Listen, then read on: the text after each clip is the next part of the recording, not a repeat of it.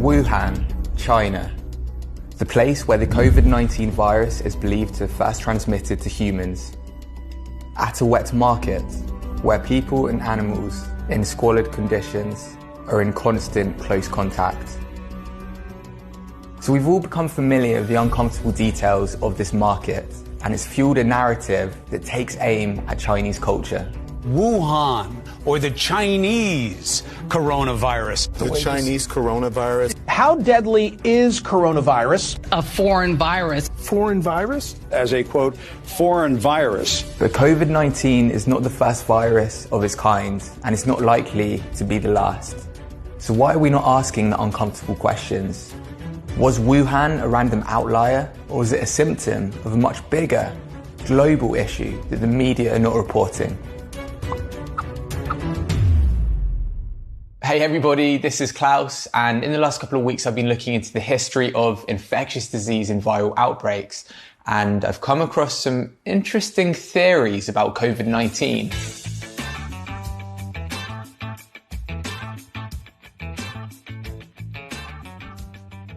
I did a little bit more digging and I found that these conspiracy theories have yet to stand up to scientific scrutiny. But what I did find was even scarier, because it turns out that virtually all of these infectious diseases from the past have all come from an animal host. If we take the early 20th century, for example, the Spanish flu is believed to have come from the avian family. Then HIV, which was identified as emanating from humans eating chimpanzees. But something happened from the 1990s that meant that these viral outbreaks, these infectious diseases coming from an animal host, became more common. SARS, swine flu, Ebola, MERS, and now the coronavirus. These are just some examples of outbreaks that originated from animal hosts from all over the world. And to understand how this is happening, how these viral outbreaks from animal hosts are becoming more common, we need to look at how our food system has changed in recent years. Since 1961, the human population has more than doubled. In that same time, global meat production has increased by more than 4 times. That means that each of us now consume 20 kilograms more meat per year on average than we did 60 years ago. And to keep up with this ever-increasing demand, we've obviously had to change the way we farm animals for meat. In the early 20th century, livestock was typically reared on small-scale, family-run farms. Animals tended to have space to roam outdoors.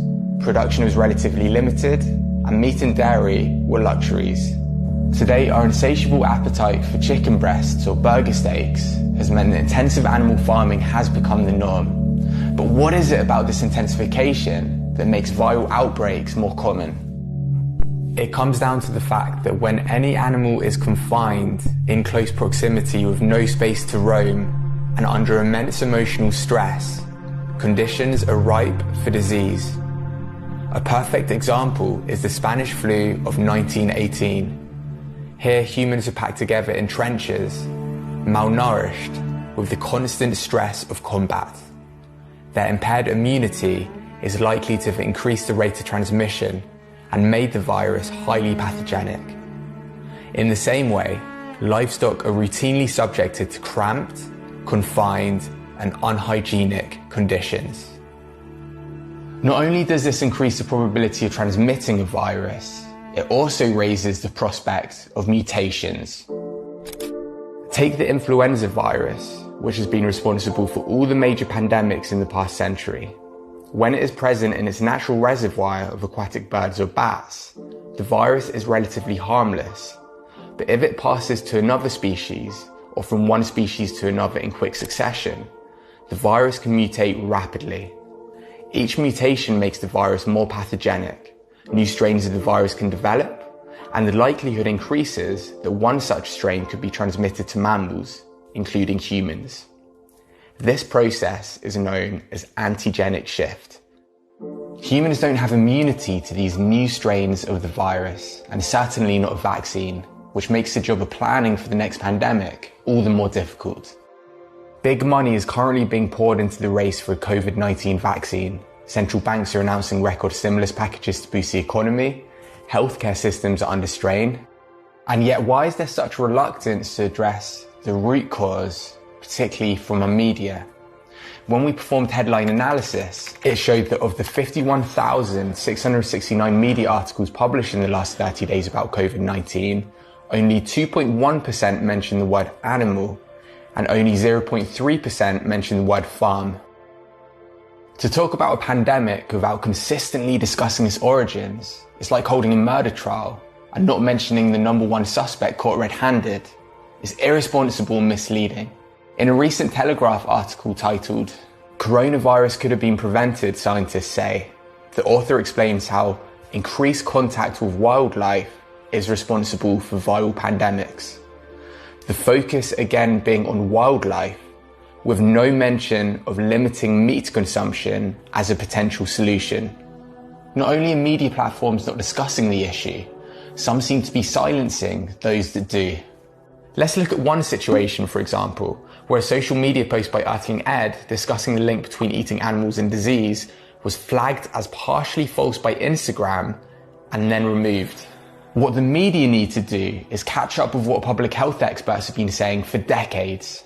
12 years ago, for example, Dr. Michael Greger, author of Bird Flu, a virus of our own hatching, called industrialized animal farming a perfect storm environment for infectious diseases.